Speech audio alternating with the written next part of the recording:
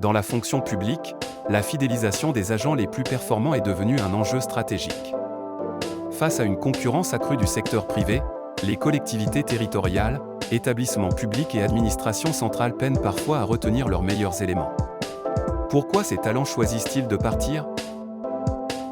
La réponse réside souvent dans des erreurs de management trop répandues, des biais humains non corrigés et un déficit de reconnaissance. Décryptage de ces mécanismes invisibles mais redoutables, et des solutions concrètes pour y remédier. 3 erreurs classiques qui poussent les meilleurs agents vers la sortie. Se reposer sur les plus investis, un biais humain destructeur.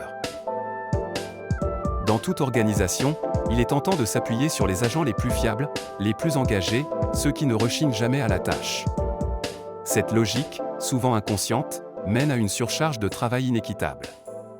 Les bons soldats deviennent les piliers silencieux de l'équipe, jusqu'à l'épuisement. Par manque de courage managérial, on évite d'affronter les profils compliqués et on sollicite excessivement les plus investis. Ce déséquilibre renforce un cycle de dépendance délétère qui, à terme, engendre démotivation et burn-out. L'injustice perçue, la tentation du décrochage. Rien n'est plus démoralisant pour un agent impliqué que de voir un collègue moins performant, voire contre-productif, obtenir davantage d'attention ou de reconnaissance. Parfois, l'encadrant cherche à racheter la paix sociale en cédant à ceux qui râlent le plus, au détriment des plus loyaux. Ce sentiment d'injustice installe une lassitude durable, l'enthousiasme s'effrite, l'engagement recule, et un retrait silencieux s'opère. Cette dynamique de désengagement progressif ouvre la voie à un autre écueil managérial courant, la confusion entre engagement et disponibilité. Le collaborateur reste physiquement présent, mais se désengage. Parfois, il quitte tout simplement le navire.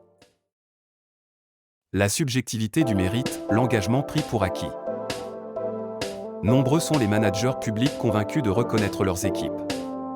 Mais trop souvent, ils confondent sollicitation et valorisation. Le fait d'impliquer un agent compétent dans tous les dossiers n'est pas, en soi, une reconnaissance. Sans contrepartie concrète, évolution de carrière, responsabilité, visibilité, le mérite devient flou et l'engagement est pris pour acquis. Ce manque de reconnaissance alimente un sentiment d'injustice qui, à terme, pousse les plus motivés à aller donner le meilleur d'eux-mêmes ailleurs. 5 leviers d'action pour fidéliser les meilleurs agents. Objectiver la charge de travail. Il est essentiel d'utiliser des outils de répartition et de suivi des missions pour visualiser la charge de travail de chacun, tableau partagé, auto-évaluation, entretien régulier. Cette transparence permet une meilleure équité dans la distribution des tâches. Valoriser concrètement l'investissement. La reconnaissance ne peut être uniquement verbale ou symbolique. Elle doit s'incarner dans des perspectives d'évolution de carrière, des compléments indemnitaires, des accès privilégiés à la formation, ou une participation à des projets à haute valeur ajoutée.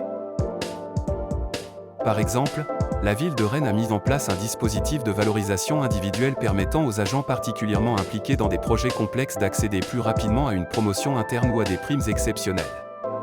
Ce type d'initiative renforce à la fois la motivation et la fidélisation des collaborateurs engagés. La reconnaissance ne peut être uniquement verbale ou symbolique. Elle doit s'incarner dans des perspectives d'évolution de carrière, des compléments indemnitaires, des accès privilégiés à la formation, ou une participation à des projets à haute valeur ajoutée. Former les encadrants au management équitable. Le management public nécessite des compétences spécifiques. Former les managers à détecter les déséquilibres, à pratiquer un feedback juste et à gérer les tensions est une priorité pour faire émerger une culture managériale plus mature. Instaurer des rituels de reconnaissance. Mettre en place des temps formalisés de valorisation, bilan d'activité, témoignages croisés, remise de distinctions internes, nourrit un sentiment d'appartenance et d'équité. Ces moments collectifs renforcent la dynamique d'équipe. Garantir la justice organisationnelle. Une politique de transparence dans les décisions RH, mobilité, promotion, primes est fondamentale. L'équité perçue dans les processus managériaux est le socle d'une relation de confiance entre les agents et leur hiérarchie. De la considération à la fidélisation. Fidéliser les meilleurs agents n'est pas qu'une affaire de budget ou de technique RH. Les encadrants et décideurs publics doivent se saisir de cette problématique avec lucidité, initier un diagnostic interne, fixer des objectifs de progression mesurables et s'engager concrètement à corriger les déséquilibres de management. Une telle démarche passe par une écoute active des agents, une politique de reconnaissance bien pensée et une volonté ferme d'instaurer une culture d'équité durable. C'est d'abord une affaire de regard porté sur eux, d'attention constante à leur équilibre et de reconnaissance réelle de leur contribution. Les employeurs publics ont tout à gagner à sortir d'une logique de confort et d'habitude pour bâtir une culture d'équité et d'écoute. Cette vidéo a été réalisée pour mettre en lumière une réalité trop souvent ignorée, la fuite des talents dans la fonction publique est évitable. Elle ne résulte pas d'un manque de loyauté des agents, mais d'un défaut de stratégie managériale.